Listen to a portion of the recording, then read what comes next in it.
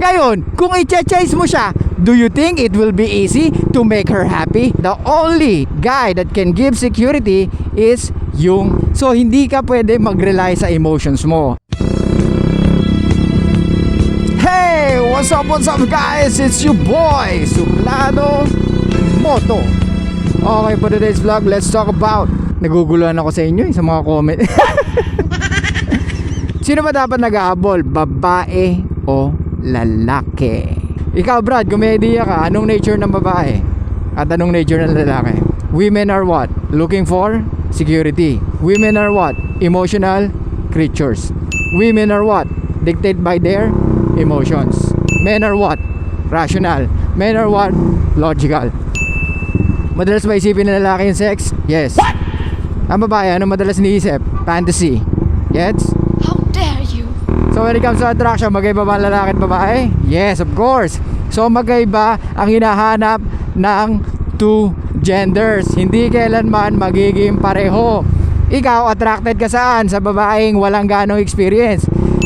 Ang babae attracted sa lalaking maraming experience. Because why? Women are looking for security. Men are not, because we know we are very secure as long as we have everything that we need. Even we don't have everything that we need, hindi yon makakapagpapigil sa mga bagay na gusto mong gawin or sa mga bagay na gusto mong simulan. Kung magkaiba ang babae at lalaki when it comes to attraction, so ibig sabihin, kung i-chase mo ba yung babae, ano mafe-feel niya? Meron bang stimulation? Yes. Pero ang tanong, it will last ba? No. Why? Because remember, women always base everything on her emotions or with their emotions. How dare So you? ibig sabihin, ang feelings, ano nangyari sa feelings?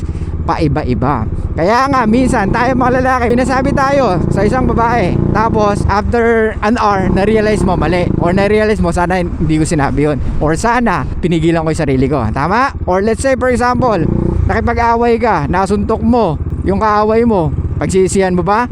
Yes, most of the time. Sana pala inabahan ko yung pasensya ko. So feelings always change. So ano ibig sabihin?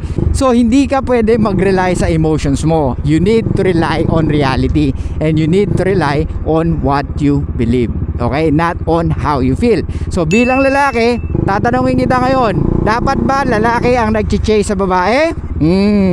Women can feel stimulation when you chase them because dun sila nasanay. Since nung bata pa lang sila, marami na silang nare-receive na positive reinforcement or affirmation.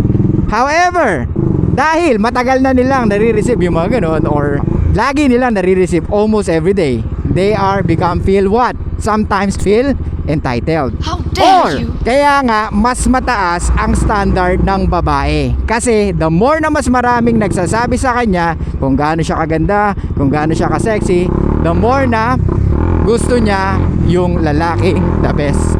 So if we base on biology, women are looking for security. So the only guy that can give security is yung the best guy. Kaya nga pag yung boyfriend nila or yung asawa nila hindi na the best, doon na may possible na mag-entertain ng ibang lalaki. Okay. So ikaw, if you are so fucking nice sa isang babae, do you think they will appreciate it? No, because that's what they get most of the time. How dare you? They are not generous, or they don't appreciate your generosity or being nice to them. Why? Because that's all they get since when they were young. Kaya nga, mahirap i-please ang babae. Kaya nga, mataas ang standard ng babae. Ngayon, kung i-chase mo siya, do you think it will be easy to make her happy? No, it's not. How dare Pero, kung siya ang mag-chase sa'yo, tingin mo, mapufulfill mo ba yung emotions na hinahanap niya? Yes. What? Kaya nga, kahit mag-like ka ng pictures niya, kahit mag-DM ka, kahit mag-PM ka, hindi ka pinapansin. Kasi marami nang gumagawa nun. There's no stimulation if you keep on doing the same thing all over again. Because marami nang gumawa nun sa kanya. Gets? So kaya, hindi tayo dapat nag-chase ng babae. The only time, okay, dato most of women, they want a bad guy or bad boy. Yung talagang red flag. Ito ang red flag sa babae at red flag sa lalaki, magkaiba rin. Ang red flag sa lalaki are very attractive for women. Pero ang red flag sa babae, no pass. Di ba?